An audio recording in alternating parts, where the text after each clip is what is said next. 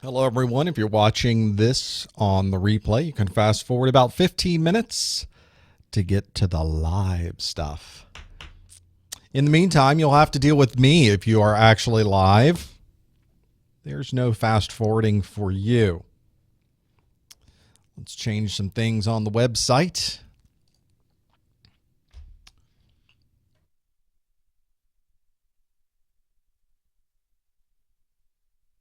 Put the announcement bar at the top so that it shows that we are live. Almost getting the hang of this. Almost getting the hang of this. All right, live. My live network plus study group is right now. Click here to join us. Going to live, blah, blah, blah, blah, blah. Save the custom text and empty all the caches.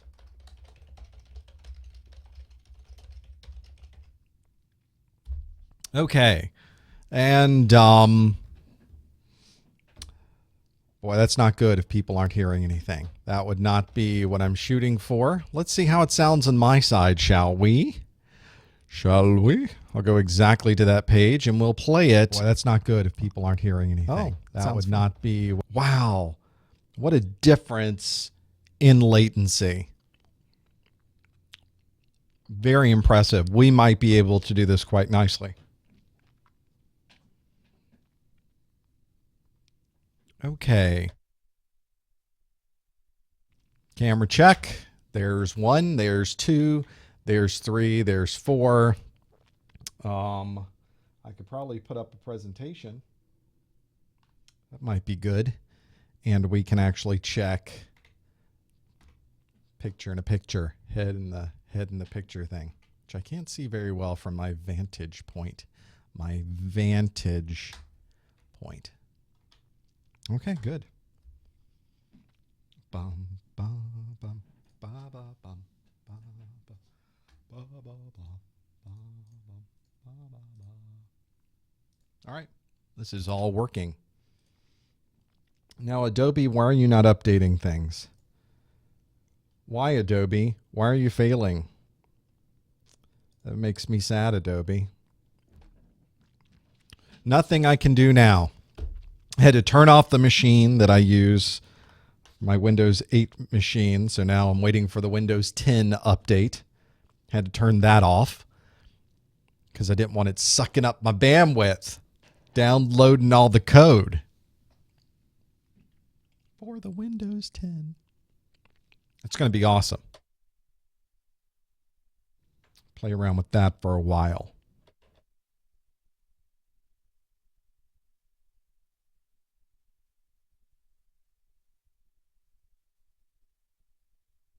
Don't worry, Adobe has plenty of other things that they will be able to make revenue from. That is not going to be a problem for Adobe. I pay them their monthly Creative Cloud subscription. So I know the Photoshop and the InDesign and the Audition and all the other things I use. Amongst others, amongst other things. Okay. That's good. Oh, look, you folks are already in Socrative. Look at that. You can see over my shoulder what's going on there.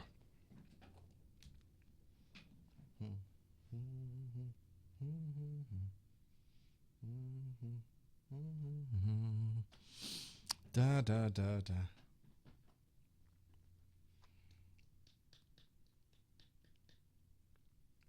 How are we doing? We're doing good. We're doing fine. Audio is good. Check, check, check, check, check, check, check. Levels are good. Let's record something. That would be good.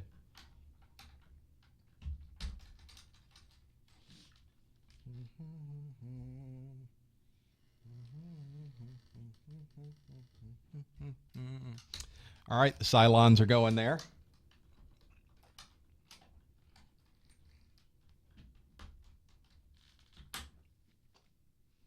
Good, good, good. Should I record locally? I shouldn't need to record locally. That's 2 copies.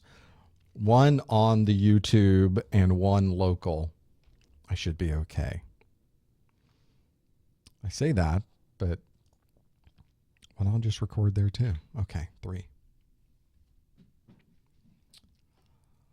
I tried to put together a 1080p streaming system this week and ran into a glitch because I was moving from Mac OS 10 to Windows 8. And I moved to a machine that did not have a Thunderbolt, and I get video out of the system onto a Thunderbolt. So I need to get an extra adapter to go in my Windows machine so I can input into my Windows machine via SDI. It's a thing. There's a whole set of things going on. Obviously, there are things going on here.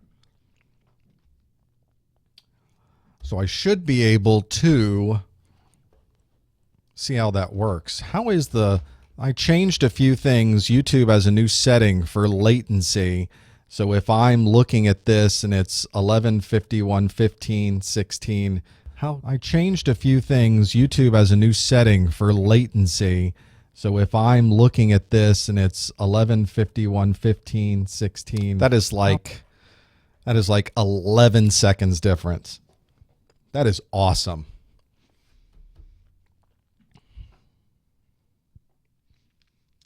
Well, going from Mac to Windows isn't necessarily the problem. The machine I had, if the Windows machine I had a Thunderbolt port on it, we'd be fine. But it didn't, so I need different hardware on my side. I mean, right now in front of me, I'm running Windows, OS 10, iOS. Do I have an Android device in front of me? Oh, my audio system is Linux. Just need an Android device somewhere. Do I not have Android anywhere? I guess not. I have everything but Android running right now to make all of this happen. So you really can't get into an operating system argument with me because I like all of them. I'm the worst argument ever. Well, I like Windows. I like all of them. I like Mac. Me too. And Windows. And iOS and Android.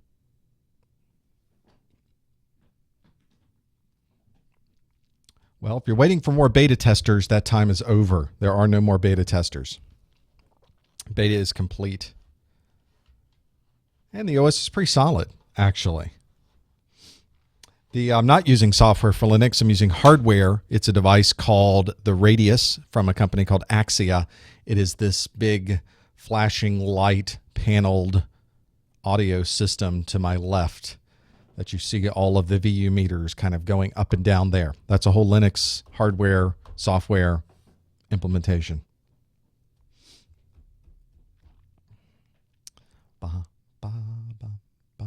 What time is it? Oh, I should probably keep an eye on that because we got to do a thing. I'm really digging this latency. There supposedly is a trade-off on your side, on the user side, that there's not a lot of buffer, which makes sense. If there's 30 seconds of content, of information, of a delay, 30 to 45 seconds, which is what it has been, obviously there's not going to be a lot of time. If it's 10 or 11 seconds after I say it to when you hear it, then there's not as much buffer. There's a third as much, I guess, if I do the math. And they said that, well, your viewers may get more buffering. So I guess if you're on a really slow link, you will. But I have these set up to be available afterwards, so I'm hoping that won't be an enormous problem. Let's turn off backups for the moment. That would be good. Speaking of saving bandwidth, there we go.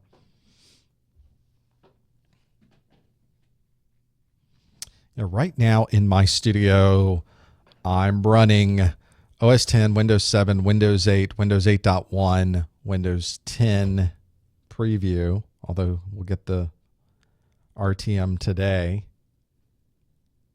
And that's kind of it. I mean, there's Linux on the website, so I'm constantly on my Linux console.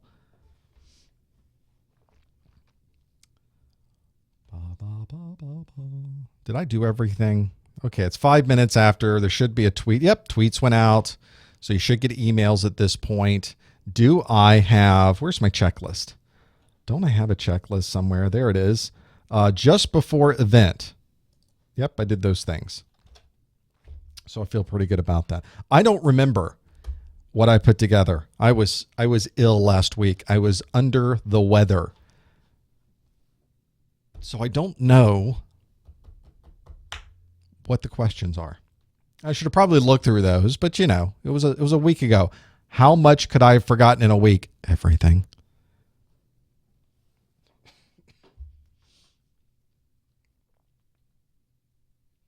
Tell you what, if Wednesday study groups work, I might just do them on Wednesday.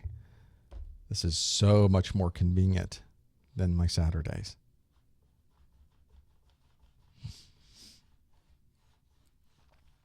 Okay, now what? What do we do? I got 4 minutes. We'll just hang out. How you been? How's the family? All right, now I've got to look at the questions because that's bothering me. All right. Yep, know that one.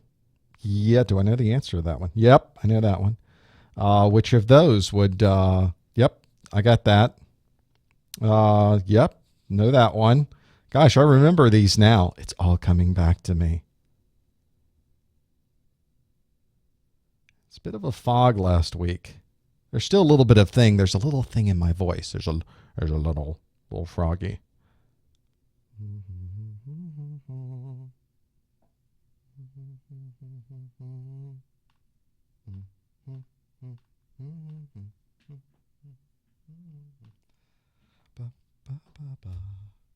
Okay, that all works.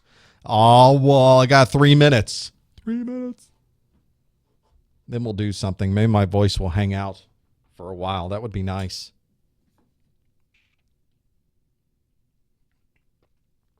And then I've got to box up computers today, cycling out some old systems, getting some new ones, things like that.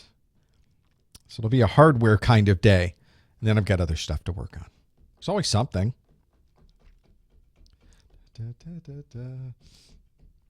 I am much more available during the week than I am on the weekend, which didn't used to be that way until I sort of quit my job. And then suddenly your weeks are available.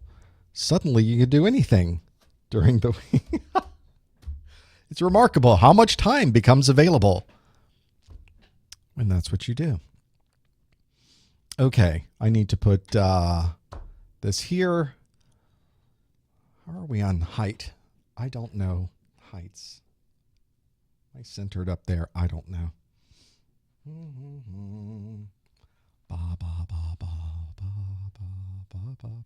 And I need to put a audio streaming. So if you were in your car, you could pop up an audio stream at very low bandwidths and do that as well.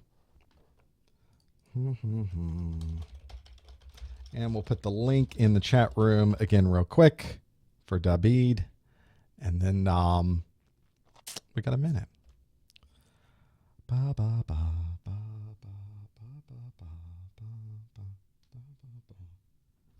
look, I have mail. Mail. I missed a call.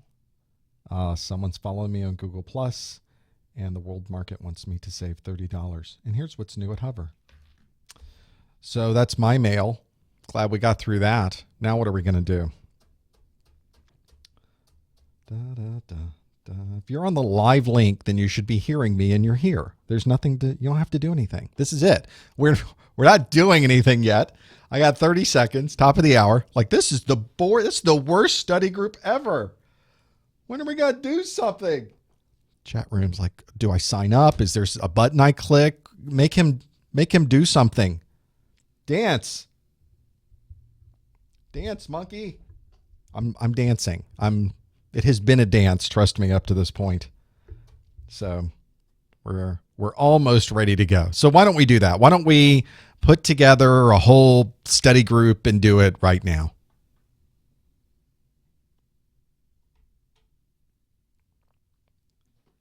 Hello, everyone. Welcome to the July 2015 Professor Messer Network Plus study group. It's the study group that almost didn't happen. I was a little under the weather last week when this was originally scheduled. So for those of you joining me live, thank you so much for your flexibility and for joining me today, because this is an unusual day. Those watching the replay, it's just like a normal study group. For those who are here live, we're doing this on a Wednesday rather than a Saturday. So we're going to see how this goes and see if this is something we can actually do in the middle of the week, or if we really do need the weekends to recover from what we've done during the week.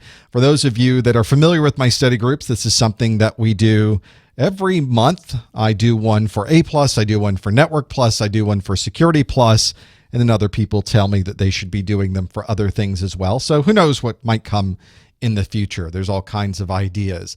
I couldn't do this without your help, of course. I have my offline Network Plus course. Of course, you can watch all of my videos online for absolutely free.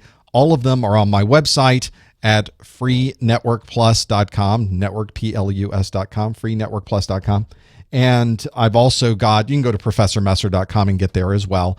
You can watch every bit of my course. Every minute of every video is available to watch online, which I get emails all the time, people wondering, what's the catch? There's no catch. Just watch them. That's why they're there. There is also an offline version of the course that you can purchase. So I guess if there is a catch, that might be it. But you can watch everything online. But sometimes you don't have that internet connection, or you would prefer to have an MP3 version of these that you could have in your car. You can find out more about that at professormesser.com/getnetplus. Of course, I am on the Twitter and the YouTube and the Facebook and the Google+. If you put in professormesser.com/ the thing you want to find me at, you will find me there. So /Facebook, /YouTube, /Twitter. I'm usually most busiest on the Twitter, since I know that everybody would see that one. And I've got YouTube. So that's where all the videos will go when we do these videos like the one we are doing right here. Now, if you're planning to take your exam, you can, of course, get 10% off of your vouchers. You should not pay full price for your voucher. You can find out about that at professormesser.com/vouchers. I mentioned that N10006 course. That's the brand new latest Network Plus certification exam. That's the offline course. I include audio versions, my course notes, all of the videos in 1080p, closed captioning. It's all there in that course. Now, for those of you who are familiar with Network Plus and have been tracking this, you know that there is an N10005 exam that's being taken right now. CompTIA is in the process of phasing out the 005, and you have about a month until the 005 goes away. And since there's so little time left, if you're someone who wants to cram in and take the 005 exam and pass it before the end of August, which I really don't recommend, but if you're as crazy as I am, perhaps that's something you might do. So I've dropped the price of my course from $199 down to $99. So if you wanted a deal and you wanted to squeeze in that particular exam, but you got to take it and you've got to pass it before August the 31st, because at that point you have to start all over again with the N10006, which is a completely different course, and you really can't use 005 materials to study for the 006. You can find out more about that deal at professormesser.com/download-network plus. If you're here watching live online, then you can also join me and answer questions in real time, live and online. You can't do this on the replay, but you can absolutely do this live. You just open up a new browser window, go to Socrative.com. The room name is Professor Messer. Professor Messer. You have to there's an OOEE in there. You have to figure out. There is also apps that you can load onto your mobile device. You can find those in the appropriate stores for your mobile device. There's also an app on Chrome. You can go to the Chrome web store if you're running Chrome in your browser.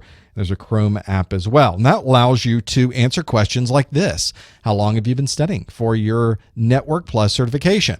And you can go to Socrative.com, go to the student login button, and choose the room name Professor Messer. Make sure you spell it right, and you'll see something like this, where it will ask you, how long have you been studying for your Network Plus certification? And you can answer less than 3 months, 3 to 6 months, 6 to 9 months, 9 months to a year, over 1 year, or I already have my Network Plus certification, which means you're hanging out here waiting for the continuing education unit special code that I will give sometime during this hour.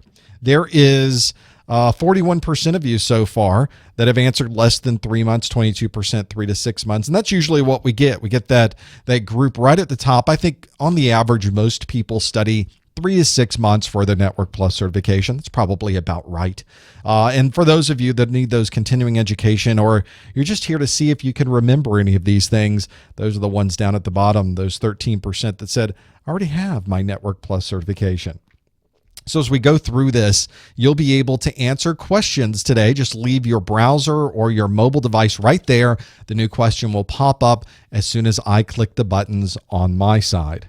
Now, as I mentioned, the Network Plus certification is going through a transition. We are transitioning away from the 005 and transitioning into the 006. The 005 was released in 2011, so it was about time for an update. Every 3 years or so, CompTIA likes to update those things, and it will be retired on August 31st of 2015, which is about a month and a day or two from today.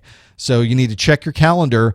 If you're going to be starting this at the very beginning of your studies, or even in the middle of your studies, you would probably want to instead study for the N10006. It was released in February of this year, and we expect it to be around for about 3 years. There is a chance that if you already know networking, you're familiar with this technology, that you could do some cramming and pass your exam by the 31st of August, in a month. Now, that's not something, as I mentioned, that I recommend, but you can certainly do that. A lot of people are working right now to do that very thing. There is also, it's important to keep in mind that if you plan to take the N10005, that you get study materials that are specifically written for the N10005. If you're taking the N10006, make sure you get materials that are specifically written for the N10006. That's because there is quite a bit of differences between these two exams. The foundational material is the same, but CompTIA really updated almost every part of the exam objectives between those. If you wanted to really get down into the details and compare the exam objectives, you can go to professormesser.com/objectives, and you'll be able to look at each one of those. It's a little difficult because they rearrange the format of the exam completely. There's a lot there that is in the exam objectives. You should absolutely get the exam objectives regardless for your exam, because how would you know what to study unless you looked at the exam objectives themselves? I'll talk more about that in a bit. First, let's do some questions. Since I've put together this list of questions, I've had them ready for a week. I had to postpone last week because of my illness, but now we have these questions. So hopefully I can remember them at the same time that you remember them. So let's go to our first question, which is, in which of these cases would you use a TDR? A TDR, it's got to mean something, right? That's how I like to do these questions. I like to give you a question that makes you think about what I'm asking, and then it expects you to do something with the knowledge that I provided to you. Now, I've given you some options to choose from. So the options here, in which of these cases would you use a TDR? Would it be to measure next, whatever that is? Would it be to crimp a network connector? Would it be to configure a new VLAN, whatever that is? Or would it be to terminate a fiber connector? In one of these cases, I would use a TDR. And this is one where really only one of these cases would be good. This isn't even one of those where they're asking you for the best case. And which of these would be the best fit for a TDR, which would be the best use of a TDR. In this case, there's really only one good answer here associated with this.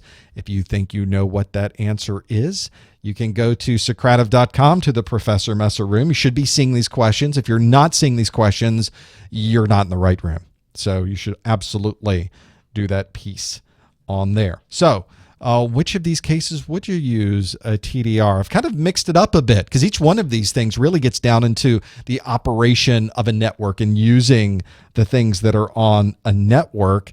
It'd be good to know which one of these you'd use with a TDR, though. And that's the real key, is understanding what a TDR is and being able to use it. In the chat room, someone will put in the correct room name, Professor Messer, which I'll type and stick in there. So you'll see it immediately and you'll hear me talk about it in 10 seconds. There is also a good set of answers here. We've got a few of you that have already answered this. So let's see how we did Oh, we're all over the place. Double digits on all of these. So we've got one that is really well above everybody else at 44% measure next, whatever that is. And then 30% of you said terminate a fiber connector with your TDR. And then 14% said configure new VLAN, and 11% said crimp a network connector. So we're kind of all over the place with this one. So let's talk about TDRs and OTDRs. It is one of these things that is an important tool to have if you need to manage a physical plant, we call it, a physical set of media, wires, cables, fiber. TDR stands for Time Domain Reflectometer. And this is one where if you're using fiber, you stick the O in the front of it to identify that as an optical time domain reflectometer. This is one also where you can plug it in. Usually we'll put the TDR on one end of the cable, and there's usually another sensor, another piece that you put on the other end of the cable, but it doesn't always require that.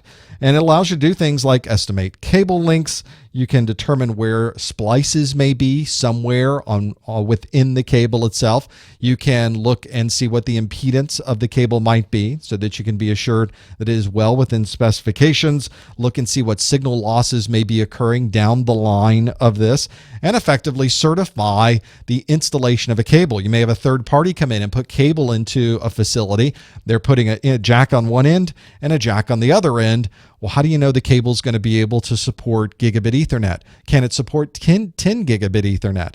You may want to check and make sure that's going to really handle that load, handle that particular signal. And the only way to do that is to certify it. And one of the few tools that you can use to certify cable is something like a TDR or an OTDR. The TDR is a really interesting technology in the way that it works. It's effectively sending an electrical pulse down the cable. You can think of this as kind of a radar ping, one ping only. It sends it down that particular line. And what it's looking for is the noise that's coming back. Are we getting a reflection of that particular signal that we're sending down the cable? And we're able to calculate time and distance of what we're seeing and how the signal looks when it gets back to us. And that allows the device to make a determination of what it's seeing as it goes down the cable itself. Does exactly the same thing with light. If you're using an optical time domain reflectometer, it's effectively sending the signal down when it hits something like a break in the cable or problem. It bounces back some of that signal. And that's how it's able to make that determination of how that particular device works. So that is one where if you've got it, you should use it. They're not inexpensive tools to have available, but they're really, really useful if you have a physical network that you want to be sure that the cable is going to support your network communication. If somebody's complaining that the network is slow, you need to first make sure that the physical network is working the way it should, because if that's not working, nothing is going to work properly. And the TDR and the OTDR is a great way to do that. So let's do another one. Let's do one where we're talking about something other than cabling standards. In fact, we're going to shift gears a bit and talk about wireless standards. The question specifically is, which of these wireless standards does not operate in the 5 gigahertz range? And in this particular case, I have got 2 different answers here that can be correct. So you should pick 2. In fact, my message on Socrative, if you go to Socrative and go to the Professor Messer Room, PROFESSORMESSER, should make the room a little easier, shouldn't I? We should do that. You can see the answers. The possible answers would be all of the different wireless standards that are well known out there. So the 802.11a, B, G, N, and AC. All 5 of those are very common, well-known, well-used wireless standards, but only 2 of them do not operate in the 5 gigahertz range. So if you think you know the answer, you're going to have to go through and go, okay, what does 802.11a, what range does it work in? What does 802.11b work in? What does 802.11g work in? And you'll have to go through that particular set to try to figure out those pieces. There are 2 that really do jump out for these 2 answers. So you should absolutely know what the requirements or the standards are for each one of these. And knowing the frequencies they run on is a pretty important thing to know, because you need to be able to put these different technologies into an area, into a building, into a warehouse, and you need to understand how they're going to operate. Different frequencies operate in different ways. So we're going to look at that. We've got a number of people who have already answered this particular piece. You can see that we've got this. Let's see how we did, shall we? Got almost 50 of you have answered so far. There we go. So we've got kind of a mix. Now the two top ones, obviously we're not going to get 100% on either of these. We'll get close to 50, would be 802.11b and 802.11g, but 14% of you said 802.11a.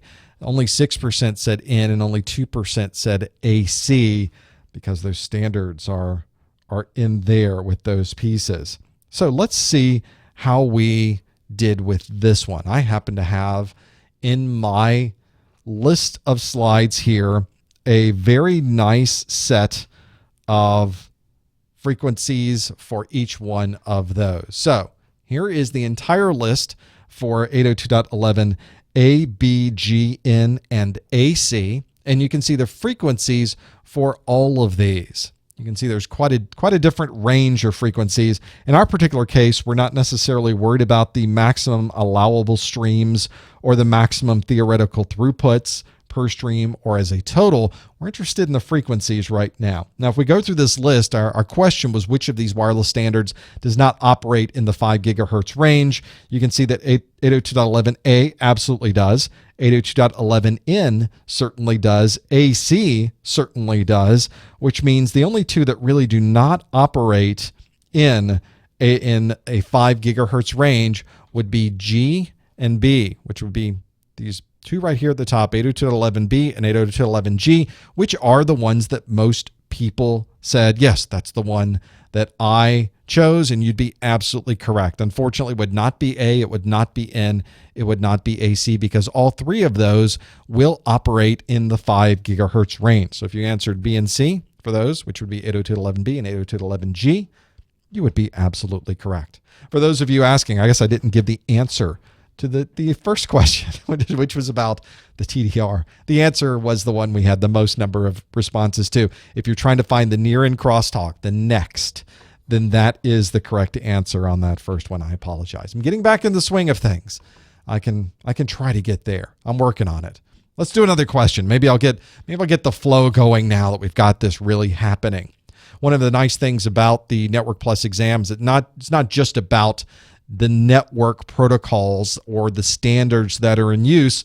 It's also about the devices that are used. So one of these is an SSL offloading. I need to know about SSL offloading. And the question specifically is, which of these devices would you most commonly associate with SSL offloading? So again, you have to know what SSL offloading is, and then you have to know what all of these devices do. And I've got a few of you for you to answer. A is load balancer. Is it router? Is it firewall? Is it packet shaper? Or is it VPN concentrator? One of these deals, or is most commonly deals with SSL offloading. Now, that doesn't mean that all of these devices couldn't in some way do SSL offloading, but that wasn't the question, was it? The question was, which of these devices would you most commonly associate with SSL offloading? That is the important part. So make sure that if you are looking at a question on your exam, that you are really going through and thinking about the best possible answer for that particular piece. So if you think you know, you can go to Socrative.com, click the student login button, and go to the room Professor Messer. Make sure it's spelled just as you see it on the screen. If you have not spelled it the way it is on the screen, you are in a room and nothing's happening and there's nothing there and it says it's waiting on a teacher. You'll be waiting a long time because I'm not showing up there. You have to type it in exactly as you see it on the screen. Professor Messer. So I don't know why I keep saying it that way over and over. But you kind of get there when those pieces happen. So hopefully you've gone through this list and you're thinking, what do these devices do? What does a load balancer do? What does a router do? What does a firewall do? What does a packet shaper do? What does a VPN concentrator do? That's what you need to concentrate on, is understanding what those devices are and how they're going to work in this particular scenario. There is quite a number of choices here. And in fact, in some networks, I can pick in this list 1, 2, maybe 3 of these devices that I can do SSL offloading on. So it'll be interesting to see what our answers are. So let's see how we did. Let's click how do we do, and we're all over the place. We got quite a mix of things. So if we go with the answer that has the highest percentage VPN concentrator, 37%. Load balancer, 32%. That would be our second highest. I guess our third highest would be firewall, and at least in double digits, just barely making it as 10% as packet shaper, and only 8% of you chose router. But is it really one of these? What would do SSL offloading? Well, let's look at what some of these devices are. The one I'm most interested in looking at in this particular example is a load balancer. Now, load balancer is designed to, as the name implies, balance a load. You're really hitting one device, and that one device is balancing the load across multiple web servers. In fact, this is exactly how the network configuration is set up on the Professor Messer website. So the load balancer that's there, I have multiple web servers. They all have identical information across every single one of them. And you're actually hitting a single load balancer, and that load balancer is sending you to a server that has the least amount of load. It's actually just evenly distributing the load across those, which meant that if tomorrow the amount of traffic to my website doubled, I might want to put another 1 or 2 or 3 web servers up. I can spin those up and easily add those web servers to the mix and tell my load balancer, here's some more servers that you can balance that load between for all of them. This was a very, very common way to have a very robust configuration on the network, because it allows me to take what's normally this protocol overhead of everybody hitting all of these web servers, because it has to set up TCP communication to all of these. I can cache that information on my load balancer. I can do a lot of optimization on the load balancer, including things like offloading SSL on my load balancer. This is not what I'm doing on my load balancer. What I'm doing on my load balancer, I'm not doing SSL offloading, but this is a common place to do it. SSL is obviously the secure sockets layer. This is how we encrypt information between our web browser on our computer and the web server that we're communicating with. But SSL and the encryption and decryption process has an amount of overhead associated with it. It is very slow. It slows things down. It uses a lot of CPU cycles relative to all of that. So whenever you start working with load balancers, you may want to, instead of doing all of your SSL encryption and decryption on your web servers, why not do the encryption and decryption on your load balancer and do it in hardware so it's very fast, and then you can send plain text information down to your web servers. Now, obviously, you would need an environment that was very secure, and you knew there would be no way for anybody to look into the communication between your load balancer and your web servers, because obviously you're encrypting for a reason, right? And that's why in my site, because I'm providing all of my web servers at a hosting service, I use rack space, I encrypt and decrypt all the way to my web server. So if you're on my site and you're purchasing my course notes, or you're doing anything that requires a login, it is all being sent over SSL directly to my server. You can't just tap into the network connection and see any of that happening. But I absolutely, chat room, am running a hardware load balancer in my environment. It's actually a virtual load balancer. It's a hardware device, and it's virtualized for all the different customers for this particular ISP. But I absolutely have that running, and there's multiple servers, multiple web servers running. I have reverse proxies. I have a separate database server. There's a lot of stuff happening behind the scenes. I really need to do that. Another nice thing that I do, and I actually do this not in my load balancer, but I do it in my reverse proxy, is caching. So I can take information like graphics on my site.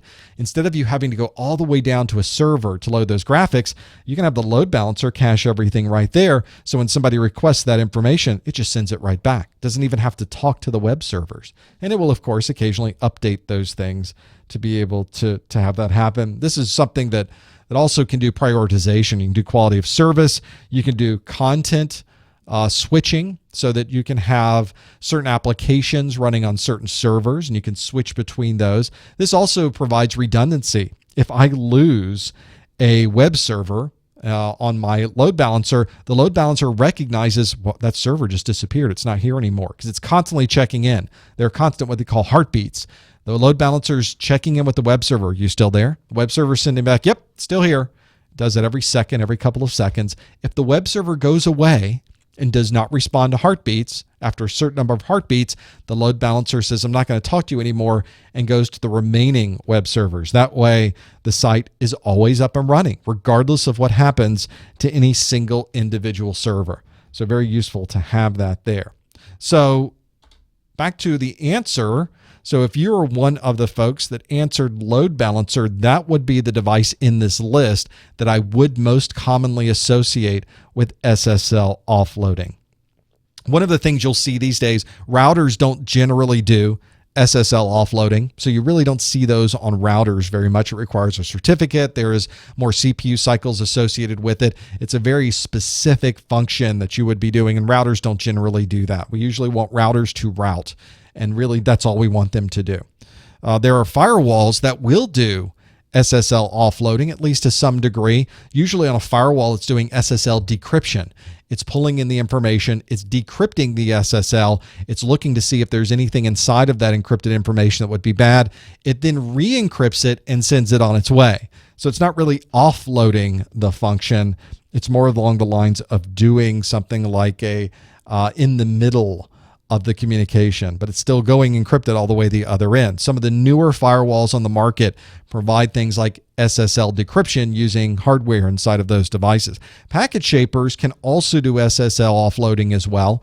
It's something that's not often done for the packet shapers, but I see there's some devices out there that will do it. VPN Concentrator, interestingly, got most number of answers, 38%.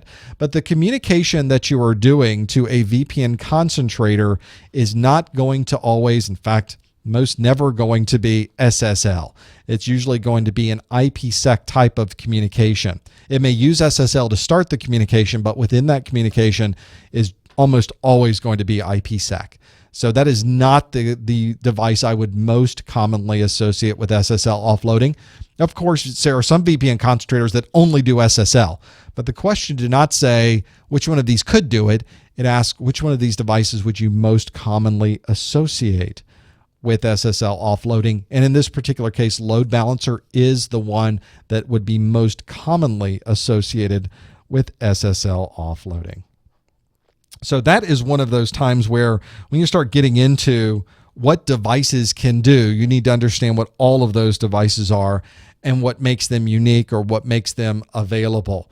I have created a list of what all of those devices do. You can find that in my course notes. So I've taken everything in the entire Network Plus, both for the N10006. I also have another set of course notes for the N10005 that will tell you a summary of everything that's in my video. So if you wanted to know more about load balancers, for instance, here's my course notes. The first page of it even has load balancers right there. It tells you what load balancers do. That's the same graphic there from my slides. You can have a lot more information on there about protocols. Here's VPN communication. Here's DHCP lease renewal, DNS resolution process, proxy servers, WAN technologies. I even get into interfaces and what those might look like. I've taken everything, and for the N10006, almost everything from every one of my videos that could be taken, pictures, graphs, diagrams, bullets, and I put them into this 15-page document. This obviously doesn't replace a book that you would get, but if you've already gone through your book, you've already watched the videos, and you just need something that's a summary of what you need to know to pass this exam, this might be a good choice for you. This is also something that goes back to support the website. People will sometimes say, I love your videos, you give them away for free. Can I contribute to the site? Well, I don't take donations. I much rather prefer giving you something back. So if for $10, you can get this PDF immediately delivered to you. You can download it as soon as you purchase it, put it on all of your devices, walk around wherever you happen to go, and have all of these study resource materials available for use. This is something that you can find at professormesser.com/info N10-006-course-notes. I need to make that easier, don't I? Just go to the Professor Messer website. Right at the top of the page is a Network Plus pull down, and you can find the link to the course notes there as well. And thank you for everyone who has my course notes already. Some of you are in the chat room. You're watching today. Thank you so much. Every dollar of this goes back to keeping the site going with the load balancer and the web servers and the database server and the reverse proxies and all of those other things that keep this party going. So thank you so much for your ongoing support. We've got more questions for you. So let's do another one, shall we? I think there's more to go through. Chat room's getting pretty good at this for doing some of these. So the question is, which of these would best apply to NetFlow? Whatever that is. It's another time where I'm giving you one of those questions where you have to know what that is, because one of these is going to best apply to NetFlow. So let's see what our potential answers might be. It's only one of these. So would it be VLAN tunneling? Would it be auto negotiation? Would it be packet loss metrics? Would it be routing tables? Would it be MAC address? So one of these especially applies to NetFlow. So I've put just 5 things there that are networking. But only one of these best really applies to what NetFlow is and how it operates. So if you want to be able to answer this, you think you know the answer, go to Socrative.com, click the student login. No answering in the chat room, please. And you can go to the room name Professor Messer. Make sure you spell that correct, or you'll never be able to get in there and answer this particular question. Obviously, if you're watching this in the replay, you can't participate live. You can't really see that. You can't go to Socrative. There's no room available for you to answer these questions. You'll have to look and see when our live events are. You can always go to professormesser.com/calendar and get a list of the live events. There's also a calendar link at the very top of the page. So which of these would best apply to NetFlow? This is something that you will run into if you're doing anything in networking. So that might help you a little bit understand what the different pieces are.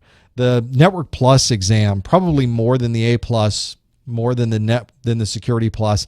The Network Plus exam has so many different terms and so many different acronyms. It is huge with terms and acronyms. We do a lot of that in networking. It's one of those things. Networking isn't like operating systems. Today is the release day for Windows 10. Well, when you go back to Windows 7, maybe Windows XP, people don't really remember very much before Windows XP. Some of us don't even really remember Windows XP very well. But with networking, some of the technologies you use today in networking go back 30 years in trying to understand these technologies. So we just keep adding more and more and more technologies onto networking. It becomes a little bit more of a challenge to be able to understand what the options might be. So let's see how we did. Which of these would best apply to NetFlow? Again, we've got kind of a mix of different things. Nobody chose MAC address, interestingly. And we have a nice distribution here. The largest number, 37%, said packet loss metrics. 31% said routing tables. 21% said auto negotiation. 11% said VLAN tunneling. Oh, and Andrew in the chat room bought my course notes. Thank you so much, Andrew. Really do appreciate that. Keeps things going here. Well, we've got kind of a double-digit mix across all of these different pieces.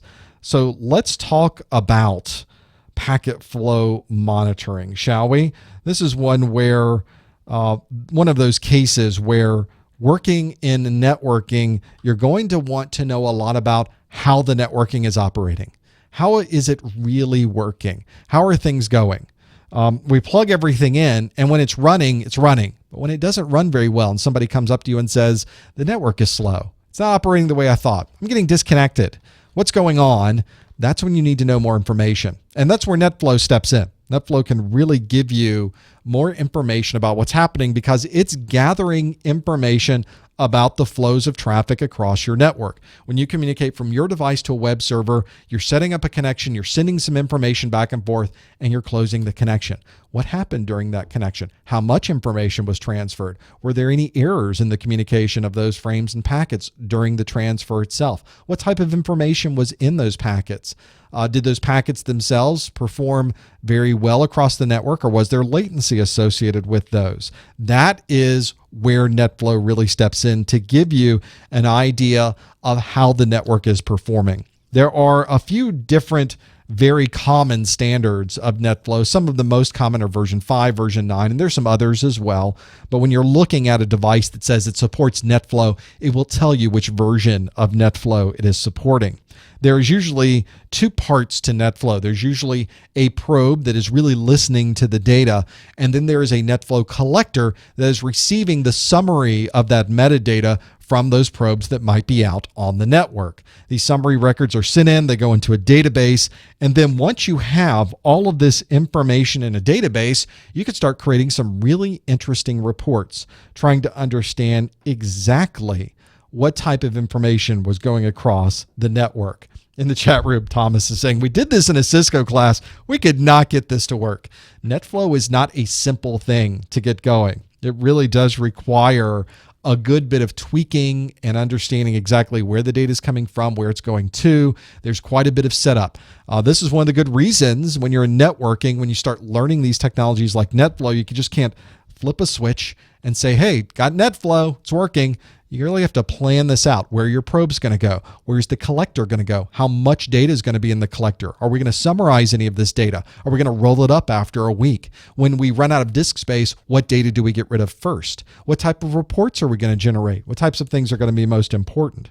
It's not just a simple thing. And there are a number of programs out there. Andrew's asking, would Spiceworks do NetFlow? I would imagine Spiceworks does support NetFlow. I don't use Spiceworks specifically, but it's such a well-used app. I would imagine it does. There are many, many, many different NetFlow probes and collectors out there, both open source and commercial, that are available. And they give you some pretty interesting statistics. Here's an example of a NetFlow console I logged onto. This is just a demo console that one of the NetFlow companies that make a NetFlow product had one on their website. So I just logged in and said, what kind of reports can I create? And look at all of this. I've got top 10 nodes by current response time. I've got top 10 interfaces by percentage of utilization, percentage of packet loss. If I'm trying to solve a problem on the network, that would be a probably good place to start. Top 10 nodes by average CPU load. NetFlow is very extensible. It can tell you a lot more than just networking information. It can tell you a lot about how these devices are operating as well. And they can produce all kinds of interesting reports about the top 20 applications, where the NetFlow traffic and information is coming from, where the top NetFlow sources of information that I'm getting. So you can not just monitor the flows across the network, monitor your NetFlow infrastructure as well for those pieces. Yeah, there's a lot of packet loss. Let's go back to that one. There was a lot of packet loss on that router. Fortunately, it looks like it's a router that's in the lab. Thankfully, it's a lab router. So that's one, yeah, you'd probably want to jump on that one pretty quick if you're trying to solve a problem. So if we go back to our answers for NetFlow, let's see how we're doing. We've got VLAN tunneling. It definitely not really VLAN tunneling. That's not something we do at NetFlow. That would really be something associated with a .1Q VLAN tunnel. Auto negotiation. No, that's not really NetFlowish. Nobody really ever chose MAC address. That's definitely not NetFlowish. Routing tables. NetFlow is not a router. So there's not really routing tables. That's not really something you'd see in NetFlow. You're not really building reports based on routing tables, certainly for routers, which means that packet loss metrics, the 34%, in fact, we saw some pretty gnarly packet loss metrics here, down here at the bottom. There's a good example of where NetFlow can be very, very useful. To be able to gather some of those details. So if you're one of the folks that answered C for packet loss metrics, you would be absolutely correct.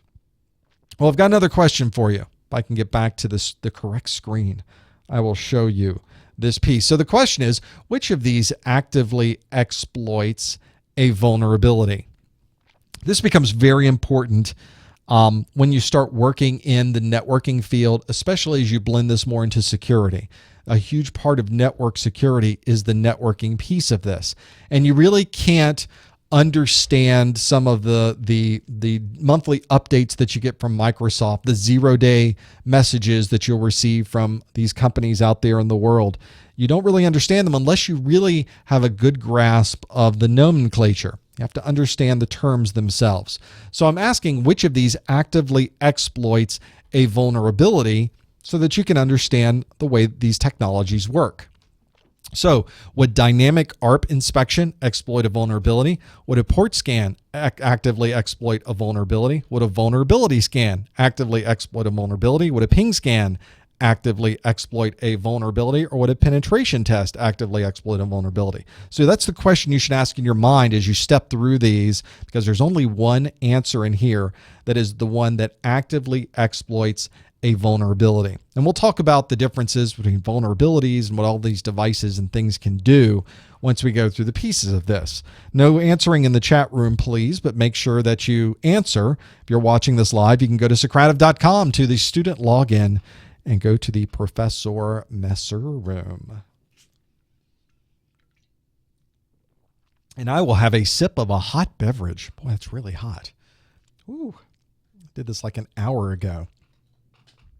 That's what I get. I use, this is a Contigo, for those of you asking. Someone asked this in the chat room. I use this because it doesn't spill. It has this anti-spill. Nothing comes out of this.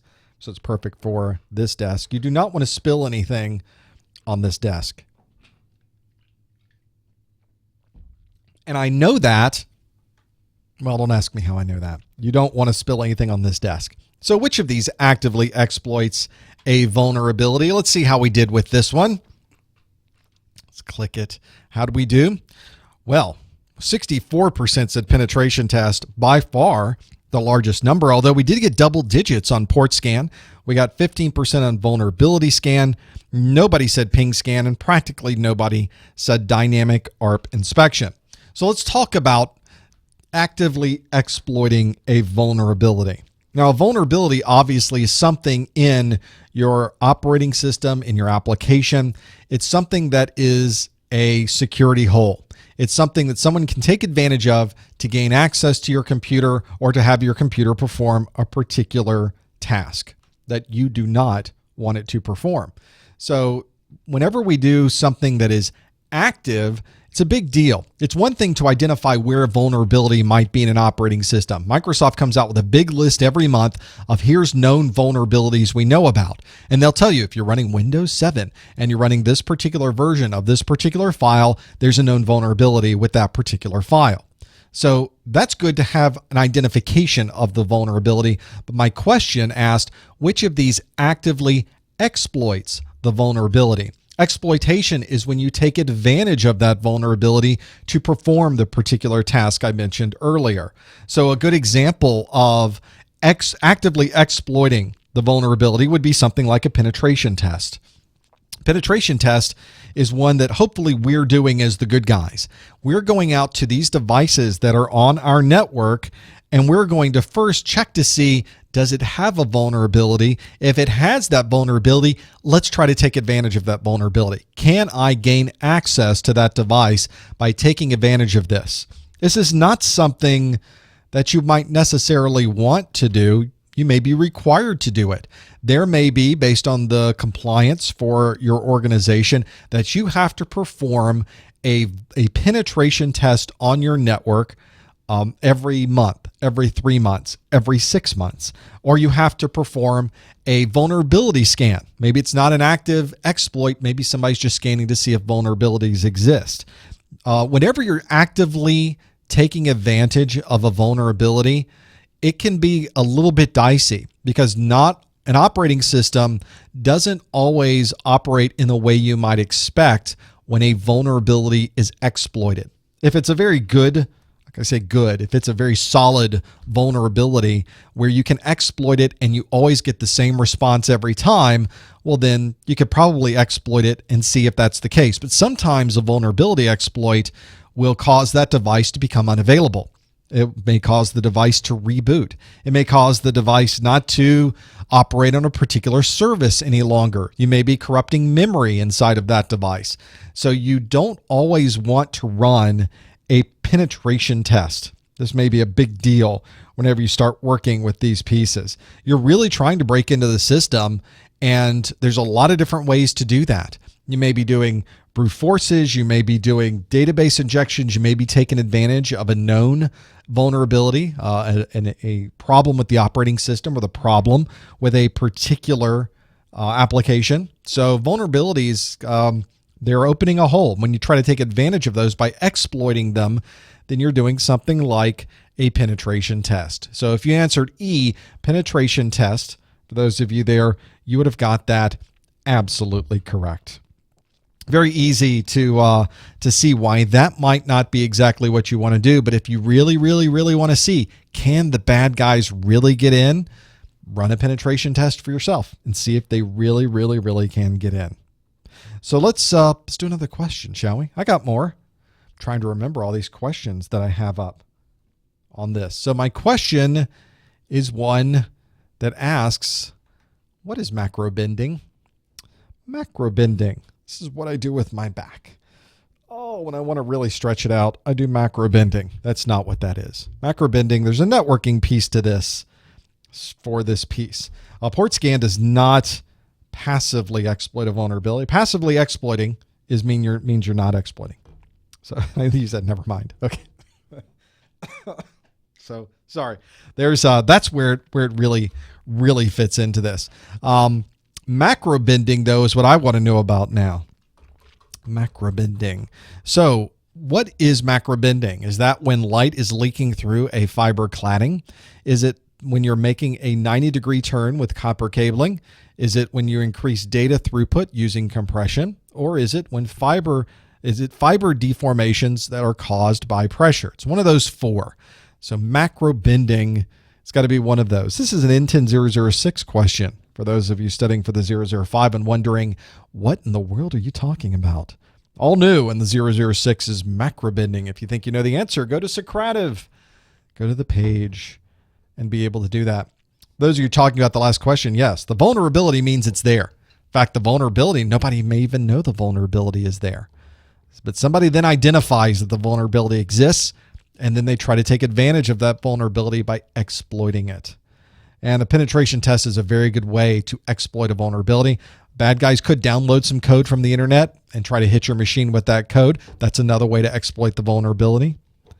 So very much so, yes, you're welcome about the caveat. That's a N10006 question for you poor 005 people. We're in this transition period, so I'm trying to fit a lot of 005 in here.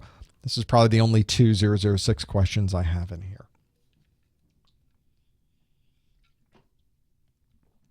Okay. My voice is trying to make it through the pieces that we have today. Now, yeah, you should make a guess. See if you can figure out this piece. Let's see how we did. Well, we're all over the place. 46% would be the highest number that says fiber deformations caused by pressure would be macro bending, but 21% that said it's increasing data throughput using compression. 18% it said it's light leaking through the fiber cladding, and 14% said it's making a 90-degree turn with copper cabling. So let's see what this macro bending really is. Macro bending is all about bend radius and how you deal with fiber, how you work with fiber. Fiber it's glass. Fiber is a type of glass, I guess is a better way to say it. And it can be broken. So one of the things you'll find if you look at a fiber infrastructure and you'll see the fiber is going from one room to another, it's turning a corner, you'll notice it doesn't have a 90-degree angle to it. It's this very gradual curve associated with it. You want to be very careful when you're working with fiber. In fact, it's very, very common to have fiber in its own set of area on the network. It may be its own section of conduit. It may have its own area above the ceiling where it's just fiber, where you don't have anything else in there. There's no electrical cables. There's no copper cables. There's nothing else in there but the fiber itself, because you don't want to bend it too much past the bend radius that is recommended for that fiber. And you do not want to have anything laying on top of it or pushing against it because it's glass. If you've ever pushed against glass, you will notice that the glass doesn't react well to that. It breaks, and you don't want your fiber breaking inside of that particular fiber piece. Micro bending means that there is pressure that is being put on the fiber, And so it is deforming the fiber that is on the inside. Macro bending means that we are leaking through the cladding. We're really bending it too much. That's the macro piece of it. And when you bend something too much, it's not able to take the corner. The light goes straight. And so it goes into the cladding itself. It's leaking out. It's not able to make that corner. That's another good reason that you might want to have the macro bend radius very long. You need to check your fiber implementation, the fiber installation instructions. It tells you what the bend radius should be for those. One of the things you'll find in somebody, there's a lot of fiber left over near the end because they'll create a little bit of slack. They'll have the system they'll put it in that puts it into either figure eight or circular type of system. So you're not bending it together. You wouldn't put a cable tie on fiber. You would have a very, very big circle that you're reeling it up like a hose so that you don't have these macro bends associated. So macro bending is when light is leaking through the fiber cladding. 19% of you said this macro bending was that. So if you answered A, you would have gotten macro bending absolutely correct with that piece. There's a lot to working with fiber. There's a lot to working with copper. There's a lot of other pieces when you start going through these infrastructures, not just the fiber and the copper, but there's also a lot that you have to work with at the command line. You have to be able to understand routing. You have to be able to understand IP addressing. The Network Plus exam is quite broad. And because of that, we need some way to be able to understand how to do these things that go beyond the scope of just multiple choice questions. As many of you know, the Network Plus exam requires you to not just answer multiple choice questions, but they give you performance-based questions. These might be fill in the blank, they might be matching, they might be putting things in a particular order, or they may be putting you at a command line and asking you to perform a particular function. So I've got this freestyle live practice labs that has all of these Network Plus labs ready to go. And they've got them all online. You don't need any special software that's on any of your devices. You can simply start up your practice labs online and step through a step-by-step how to work with load balancers, how to do routing, how to work with all of these different pieces. I've got the freestyle labs up for my screen right now. And I've just started up all of these different devices here. You can see they have the labs here on the right side of the screen. My big head's in the way. You can kind of see that. You can also pop these out if you wanted them or make them larger or smaller. And they'll step you through what all of the exercises are. So you can go through these pieces. In fact, I can pop mine out. Here we go. We can download this as a PDF or we can pop it out and make it full size. Here's the notes and the lab itself. So you can look at the lab on one screen. It takes you through everything you need to know. We can go to part 2, go through those pieces as well, configuring the cluster for the load balancer, and takes you through those pieces. Once you have these devices all running, you can click a button, and now you're connected to a Windows server. So you can start performing those load balancing functions that were added into the labs. It steps you through all of these. This particular lab has 1, 2, 3, 4, 5, 6 different devices associated with it. That's quite a bit. I can look at the entire lab infrastructure right here. So here's all of the different devices in the lab diagram that I would be using for these. It's pretty detailed, very, very, very specific for those, and being able to work with this instead of having your own set of 6 machines in your own lab. They're all online and ready to go. You can see it's very fast too. This is all done with HTML5, so it all works in your modern browsers, and you can click all of these different web servers and Windows devices and be able to try this out yourself. Now, one of the things that they make available at GTS Learning is if you aren't quite sure, you can try this yourself. They have a free 1 hour that you can run through all of these labs to see if this is something that might work for you. So if you'd like to know more about that, you can go to professormesser.com/netlabs. Now, the netlabs I was using on my screen were the ones for the N10006, which are not quite available. I'm getting a kind of a pre-release to these on the GTS Learning site, but they will shortly have those available for the N10006. So if you're watching this on the replay, you may want to check in at that link, professormesser.com/netlabs, and see what's available.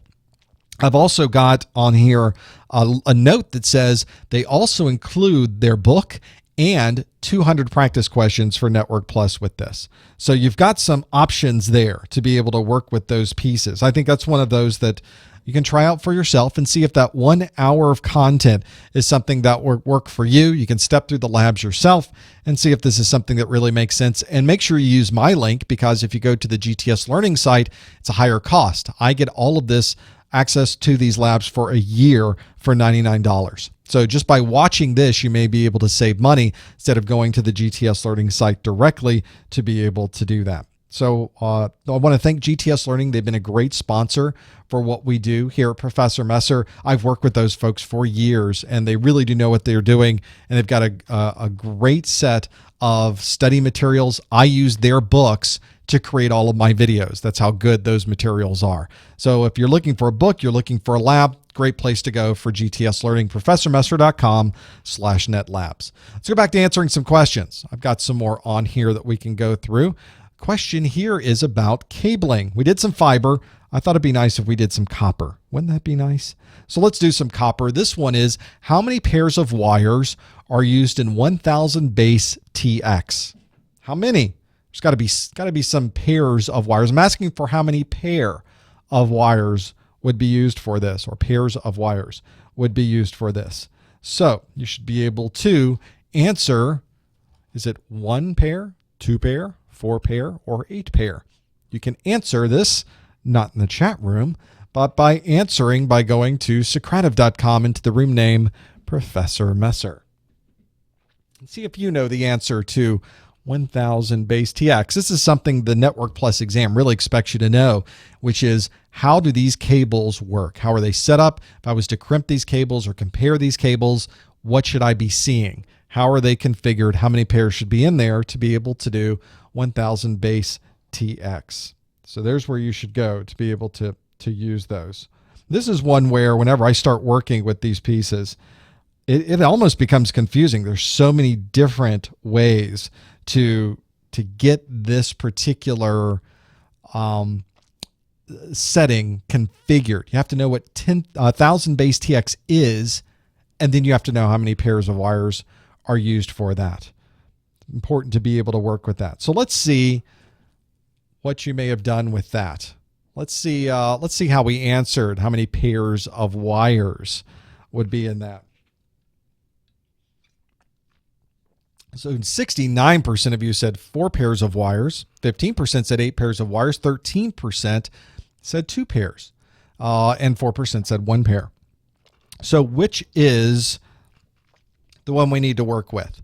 Let's look at the different standards. 1000 means gigabit. So let's look at the different standards for gigabit.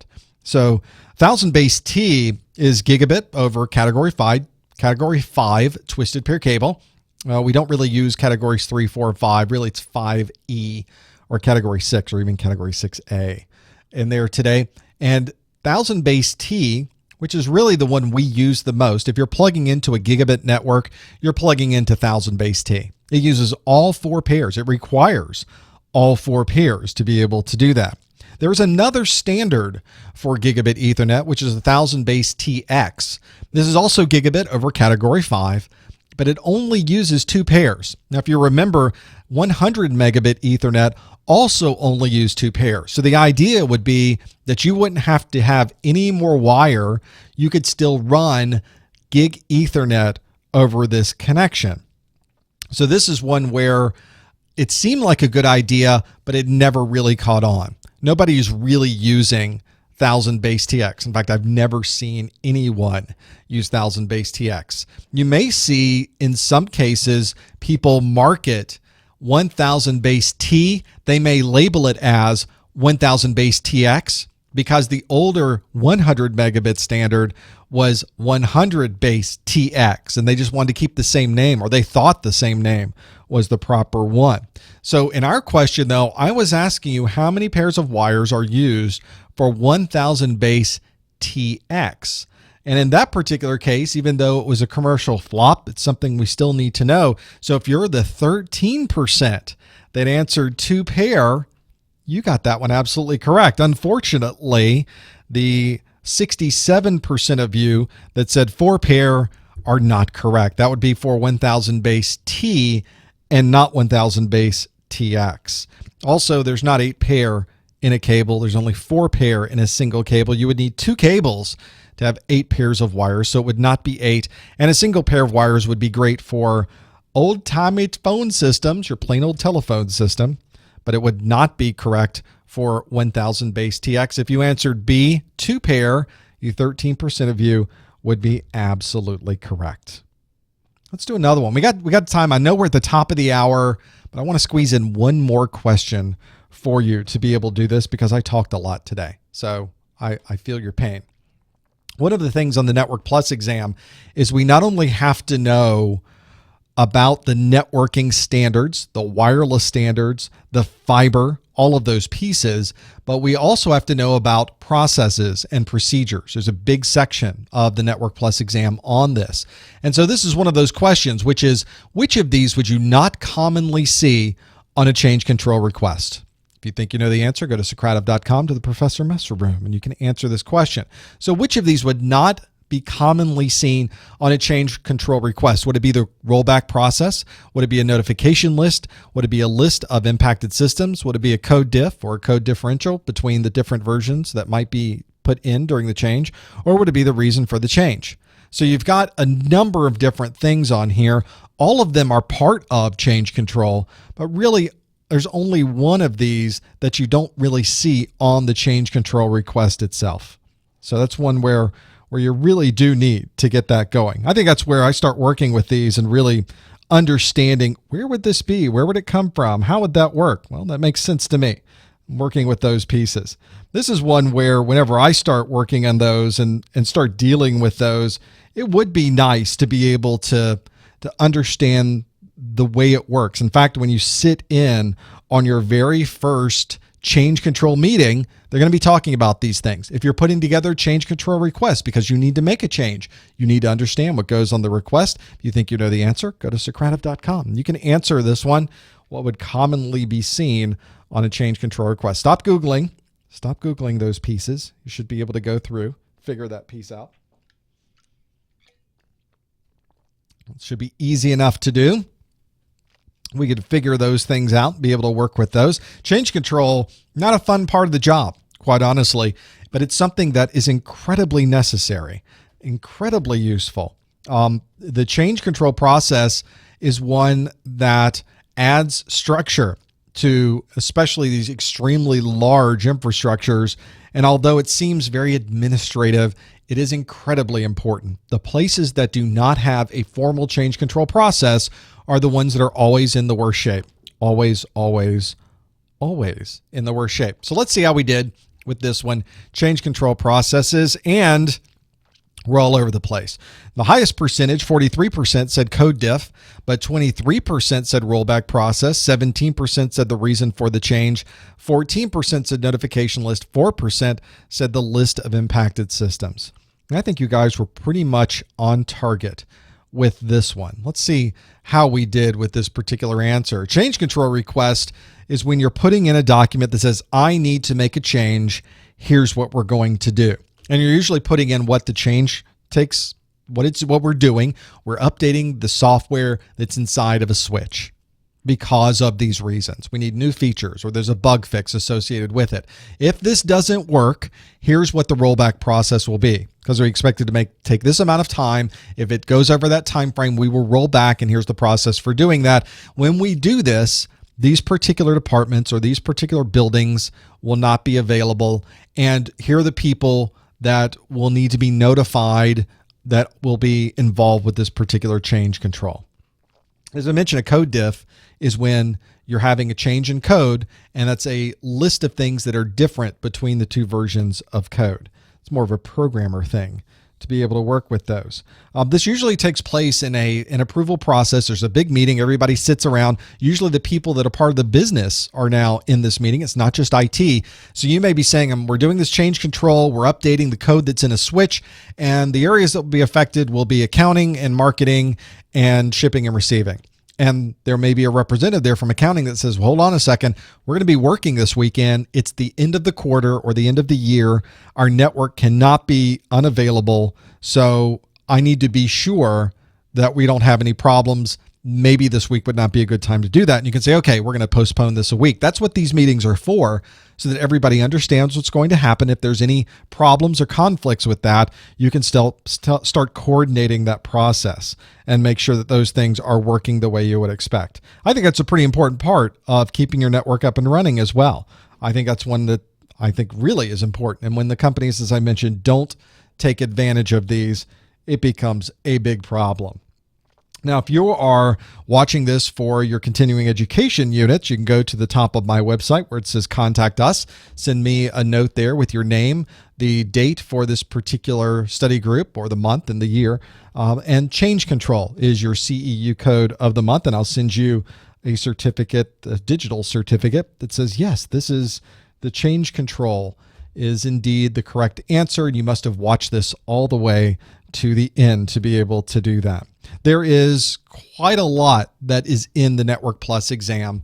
For those of you, by the way, on this answer, if you answered code diff, usually you don't put details about what's different in the programming code between the two versions. That's a little bit too detailed and too low level for a change control meeting. Usually do say rollback process, notification list of impacted systems, and the reason for the change. Nobody really wants to know the bits and bytes about it. They just want to know what the impact will be. It's a business meeting. Make sure you go out to ProfessorMesser.com/objectives and you can download the CompTIA exam objectives and make sure those are available. It's something that's important. You don't want to go through the entire exam, and this has happened. People will show up after the exam is over and go, I didn't do well. I failed my exam. They asked a lot of questions I was not expecting. They asked subjects I had no idea they were going to ask. And my natural response is, did you look at the exam objectives? And their responses back to me is, I don't know what you're talking about. What exam objectives? Go to ProfessorMesser.com/objectives or go to the Google machine and type in CompTIA exam objectives and download the objectives for the exam you plan to take.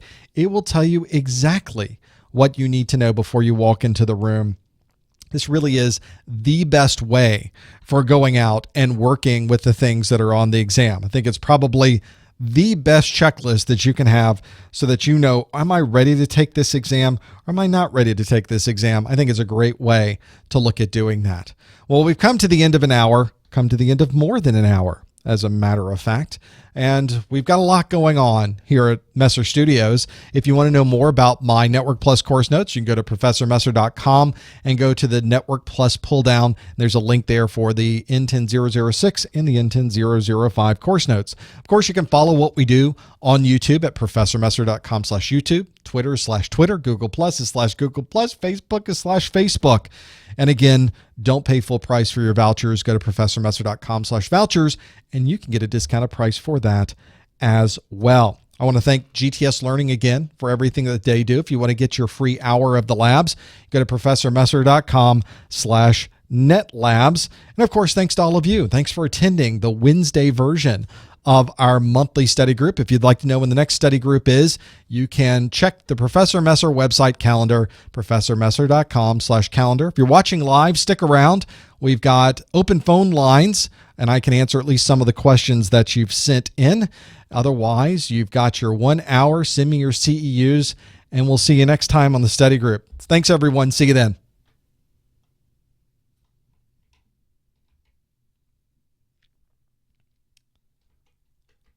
There is a lot of buttons here. There we go. There's that was an hour and 7 minutes, an hour and 8 minutes of stuff. Sometimes I don't know exactly how many questions I'm going to get through and how many things we're going to have there, but we managed to do it. Let me go to my call-in piece so you can call into the studio. It's all done in the cloud. I don't have a phone here. It's just there. So let's do this. Let me start this up. So if you wanted to call in, you can. You don't have to. I have a lot of questions here that are available. So let me start my show up, and then I will need to call in to my own show because I don't have a phone. I've got it right here. Let's call this. And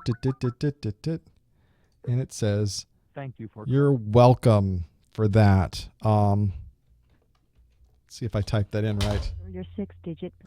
Yeah, let's see if I know that. Make sure I'm not here You are now in the host room. showing you my keystrokes on the screen. There we go. Now I'm called in. So we've got that piece there. If you wanted to call in, you could. Toll-free number via Skype for free. On your phone for free. 1-855-785-RJ45. 855-785-7545. And if you're watching this in the replay and you have a question, you can still call the number and leave a message there. And I'll be glad to maybe play it on the next study group for those things that are there. There's a lot for this piece. There are only 2 pairs of wires in 1000 base TX, correct? Nobody got that one correct. Well, very few people got that one correct. Not really a trick question. It's part of the exam objectives. You need to know those pieces to be able to work with those. So pretty important to have those there. Let's pull up your questions, shall we? Yes, little RJ45 at the end. I'm glad you like that. That was intentional. For those of you wondering, let me download the list of your questions here, which I probably should have done because I knew we were doing a study group, but here we are. It's all live, people. So that's just the way it goes whenever we're doing these things and figuring out those pieces of it. And we have we don't have a call. We had a call and the caller thought this was a horrible idea and then hung up. So it's like a normal day for me is what I'm saying. Let's have a look at your questions. I've got quite a few here. Let me sort some data by when you ask these questions and date and go from this. All right. Your questions. Let's go to what you were asking. You guys asked some crazy questions. I'm just saying. The questions you ask are a little off kilter at times. I don't know if that's intentional or if that's the way you go. But let's talk about these questions that you have here. How to stop man-in-the-middle attacks. This is more of a security plus question, but there's certainly a lot about man-in-the-middle and the network plus. And the best way to stop man-in-the-middle attacks is to encrypt the data that you're sending from place to place. That is the simplest way. Now, it needs to be encrypted in a way that's also checking to see if there is a man in the middle. Something like SSL is a good way to do that. For instance, if I'm going to Google and the Google that is out there, I'm connecting via SSL to Google, I'm receiving a certificate from Google that says, I'm really connecting to google.com, and here is a digital signature inside of this that really says I'm going to google.com. Only Google has a certificate to google.com that matches that digital signature. If the bad guy was sitting in the middle, even if they were sitting and decrypting and encrypting, they'd be presenting to me a certificate that was not Google's, and my browser would pop up one of those messages that says, wait a second, there's a certificate problem here. You're going to Google, but the certificate says something completely different, and then click a button and get out of here.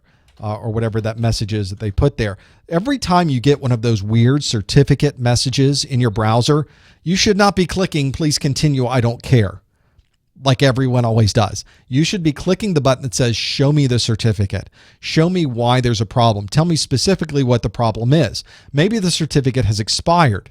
Well, maybe it's only expired by a day. You can think, well, maybe this website provider, they forgot to get a new certificate. I should send them an email.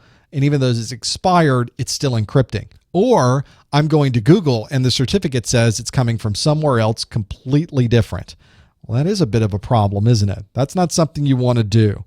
So make sure that the certificate is something that matches. That's one of the best ways to stop a man-in-the-middle attack is just encrypt all your data. Then you know they can't sit in the middle because you'll be informed that they are.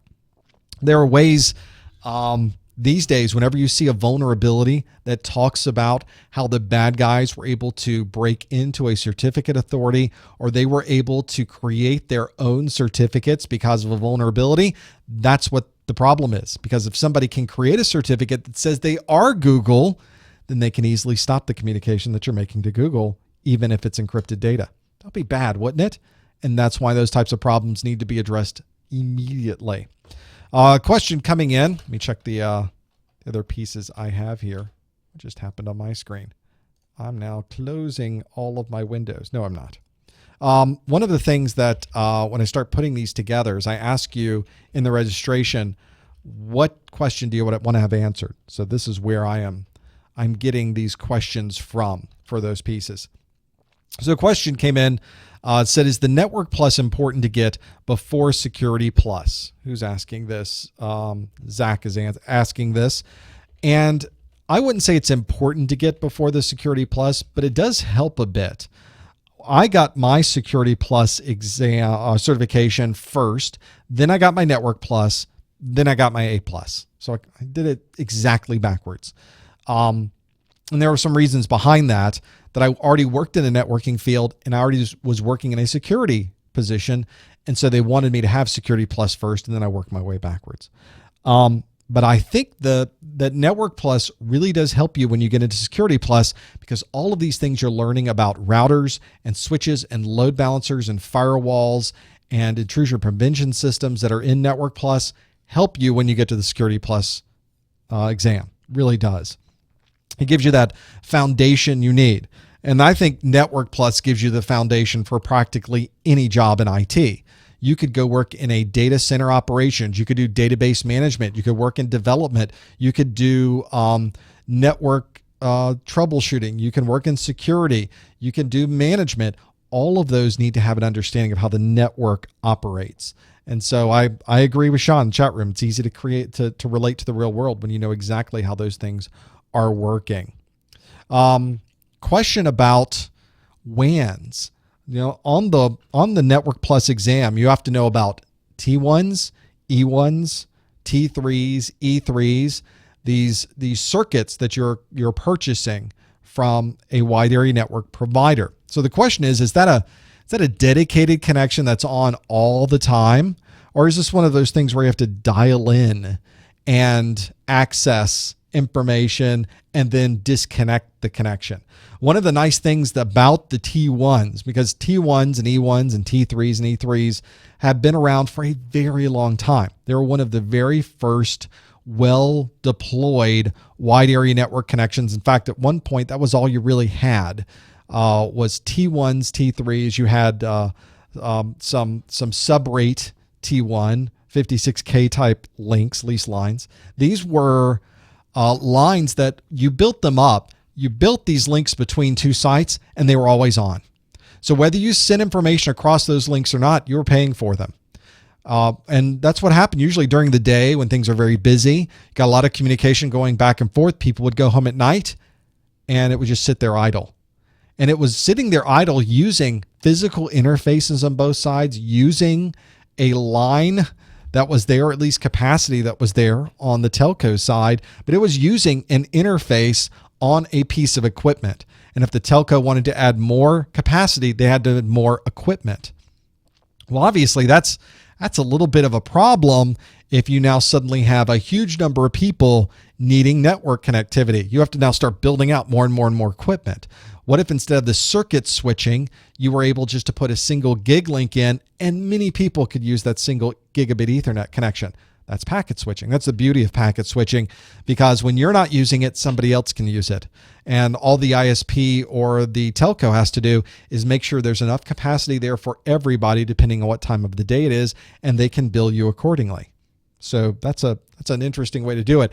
I think in the chat room, Angel's asking, is MPLS the best way to go? It's certainly a good way to go. It's the most common way to go these days. We're not really doing lease lines any longer. Nobody does that. It's a very inefficient and expensive way to communicate. We don't really do frame relay any longer, although there's certainly a lot of frame relay infrastructures that are still in place because these things take time to phase out. But we don't really buy new frame relay implementations these days. Usually MPLS is a very common way to communicate across WANs. We're seeing increasingly, though, Ethernet, end-to-end Ethernet is really what a lot of people would prefer to do, or they're putting up remote sites that already have an internet connection. Why not simply perform an IPsec tunnel between sites. There's no extra infrastructure. There's no extra network connections. There's no extra protocols. I don't need any extra routers. I just simply, in software or the configuration of the hardware, the firewall or the router, set up a VPN tunnel between those connections, and I'm good to go. So that makes it very simple to be able to do that. If I was needing something that was a little more flexible and maybe I didn't have Ethernet at those sites, MPLS might be a good way to do that. And MPLS does require, need a separate circuit. It's going to be, you'll need devices that can talk MPLS on each end because they're putting this into the MPLS cloud. So you need a router that understands MPLS. Not everything does. So that's one of those where MPLS can be useful in the places where you don't have any other options, but it does require some additional infrastructure to make that happen. At the end of the day, we're just sending data across a link, right?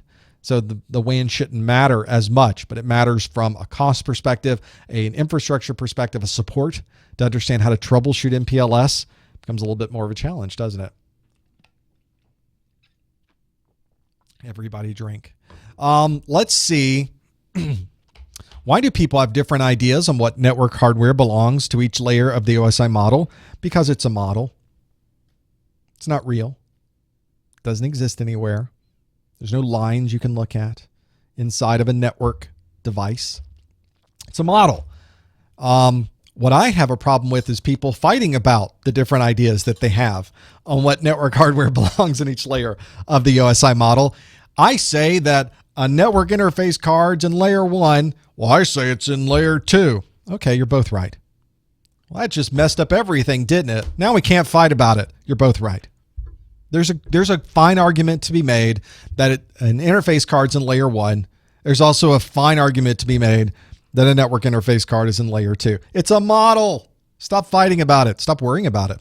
You won't be asked questions that are so weird and vague. You can absolutely ask questions in the chat. I am looking at the chat, and I do see you're asking, and you can ask questions. So now, if you're someone who likes to fight, OSI model is for you.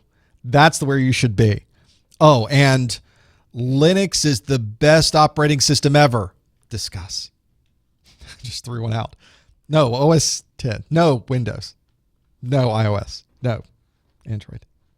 So there you go. Well, we can always fight about something. We're really good at fighting about things in technology. So absolutely do that piece as well. Let's go out to more questions. We're doing pretty well with this. I've got some callers on the line. So let's see if I can bring one up that is the 256 area code. Are you there, caller? What's your name? It's just white noise, isn't it? One of the things you'll notice is that I don't have a call screener. I do plan on getting a call screener. I will be having a call screener. So I'm waiting for 256 to say something, and nothing's happening there. So I'm going to return 256 to the queue, and we can think about what we did wrong. You might want to check your link. If you're on Skype, you can always call into the Skype test number, and the nice lady will talk to you in a foreign accent. Well, it's foreign to me. Maybe not to you. Let's say, yes, Windows 10 is released today. I'm looking forward to this. I had to power down my machine, so I would not use that bandwidth, but I'm looking forward to installing it on my test machine in here. That will be the one that I hopefully can use for 1080p streaming. I have to buy an interface card, an additional interface card for that. That's going to cost me money.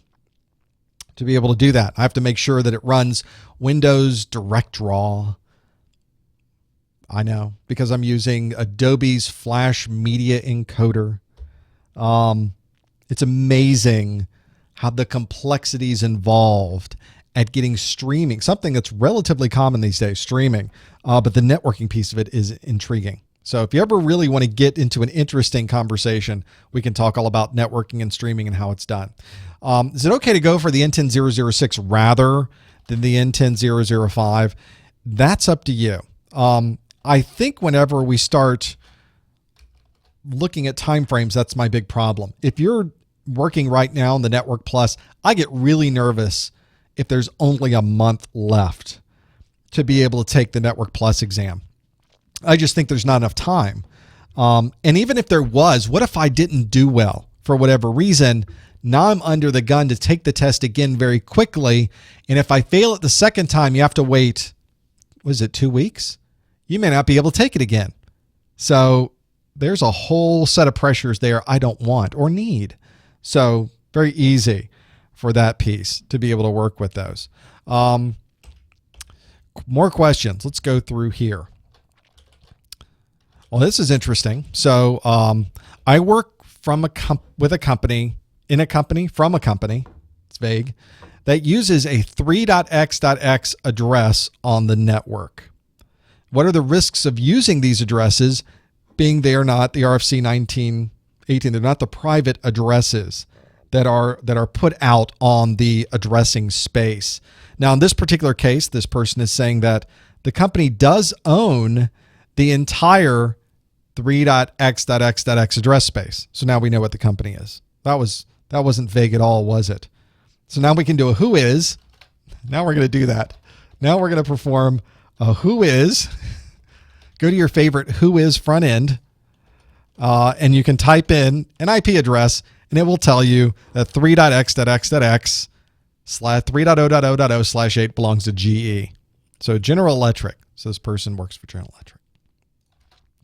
There we go. Don't ever put your IP address anywhere that you don't want anybody to know where you are. So inside, this is actually a very common thing. It's not just GE. There's other companies that do this. They've been assigned a Class A address. And maybe your organization's been assigned a Class B address. And inside the network, you're using that address. And I would expect in the case of GE, there was a time when there was no such thing as a private address. There didn't used to be private addresses. There was no such thing as a 10.172.16, 192.168. There was no private addressing. So we just used whatever address was assigned to us internal to our network. And I would imagine on a network the size of General Electric, you can't just flip a switch and go, we're going to do 10 dot now. Everybody doing 10. You can't, there's no way you can tell everybody in that organization to switch without there being a thing. And I would bet there's part of the network that is private addressing, and there's probably a part of the network that does have that legacy addressing associated with it. But if you're doing network address translation to the outside and you've got firewalls, nobody can access those IP addresses directly anyway. So you're relatively safe along those lines to be able to work with that. I don't think that's a big problem as long as you have the proper security in place that is preventing anyone from directly connecting to devices that are on the inside of your network. Nothing changes with security with IPv6. Nothing changes when you're using non-private addresses. It's the same concepts for security regardless. So really no additional risks, I wouldn't think. And you can bet in a company the size of GE, they've got a very good security team with very good firewalls and very good intrusion prevention systems and proxies and all of the things you need to be able to do security. So that's one of those that it's weird because I bet you popped up an IP config thinking, wow, I'm on a 3-dot network. What's that about? I think you're okay. Defense in depth, as Rob says in the chat room. You're absolutely correct, sir. And everyone drink. Question about authentication mechanisms. Are Kerberos and Radius ever used together? In fact, they have here Kerberos, Radius, and 802.1x ever used together. What if I want to enable port-based network access control, which would be 802.1x, but with the security of Kerberos? So this is where each one of these things really does stand alone. And in most environments, Kerberos is in use today anyway because most environments are a Windows active domain. And the way that your Windows devices are able to log in once, but still gain access to all of the devices on the network that are associated with your login is that they use Kerberos and the ticketing system that Kerberos has associated with it. The idea of port-based network access control, port-based NAC, or just NAC, as we refer to it in the industry, is the same thing as 802.1x. And NAC is a way that you can authenticate someone before they gain access to the network. So those two things stand alone. 802.1x is the mechanism used to authenticate, but then you have to choose how you're going to authenticate. So a very common way would be to authenticate with Kerberos. Another common way would be to authenticate via LDAP, because Active Directory servers can also talk LDAP. Another way to authenticate is with Radius. Another way to authenticate is with TACACS. Another way with TACACS Plus. Usually it's really with TACACS Plus when we say TACACS these days. But that is a separate decision you make. You first say, I'm going to do NAC, which is its own monster in itself. Very few companies really implement NAC on a very broad scale because it's so complicated. You really see 802.1x mostly used when somebody's trying to gain access to a wireless network, because it takes a lot to get it really working and integrating on a wired network on a large scale, and almost never works right. So a lot of people don't use it. Instead, they use other methods to authenticate, or other security methods to make sure the people on the network are correct. But once you've decided, I'm going to use 802.1x, now we get to decide what authentication method we want to use. Well, we've got an Active Directory domain. We're maintaining that Active Directory database. Let's use Kerberos, or let's use LDAP, because we can integrate with that as well. And LDAP's a very common way to do it, because LDAP's relatively easy compared to Kerberos is a very complex animal. When you compare it to something like LDAP, which says, are you this person? Yes, I am. Check my password. Is my password correct? Yes, it is. That's LDAP. It's pretty simple. And since the 802.1x process is all about saying, are you this person? Yes, I am. That's all you need. LDAP works perfect. But if you also have a Radius server and you have a Radius database, maybe it's a separate database used just for vendors, maybe you integrate Radius into that. That's really up to you. So separate those things out. Think of them as separate pieces, because they really are when you're working with those. Let's go back to our questions. Why does layer 2 frames, MAC addresses on an Ethernet network, MAC layer frames, why does it not have TTL support? Referring to time to live, which would be the field in an IPv4 packet that decreases by 1 every time it goes through a router, and when it gets to 0, the router discards it, thereby preventing a packet from looping around the network into infinity. So the real question, why doesn't layer 2 do that? Well, we didn't think about that when we built layer 2. That's the answer. Well, nobody thought about looping on the network when we decided to put an address on a device. Well, we sort of did, because we came up with a way to prevent loops on a layer 2 network, because at one time, by the way, there was no TCP IP.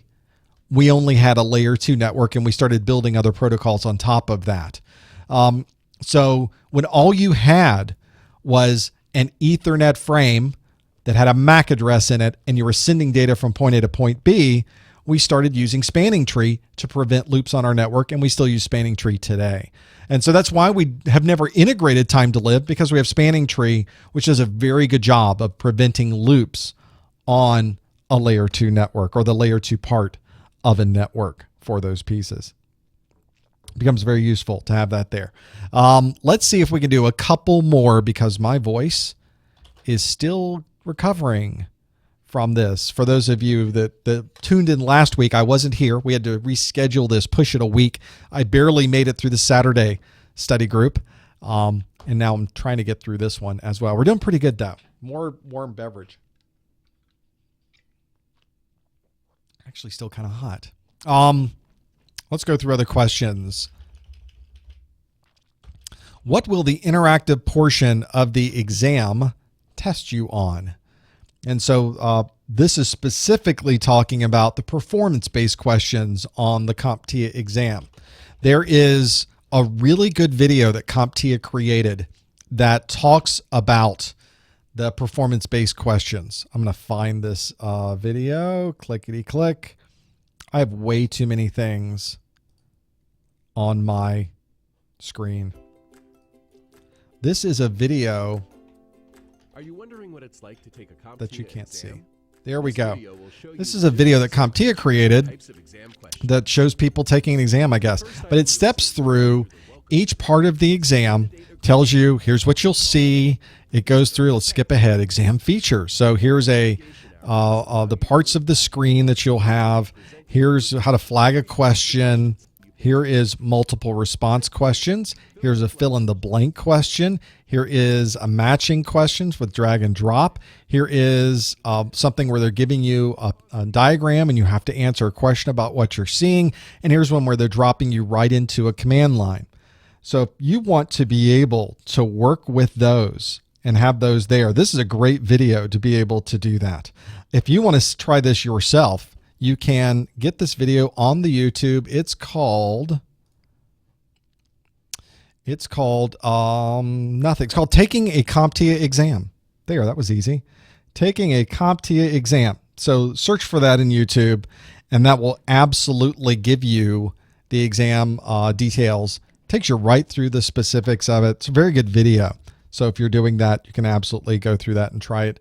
And I think it gives you a pretty good idea of what you can expect, because that's the hard part, isn't it?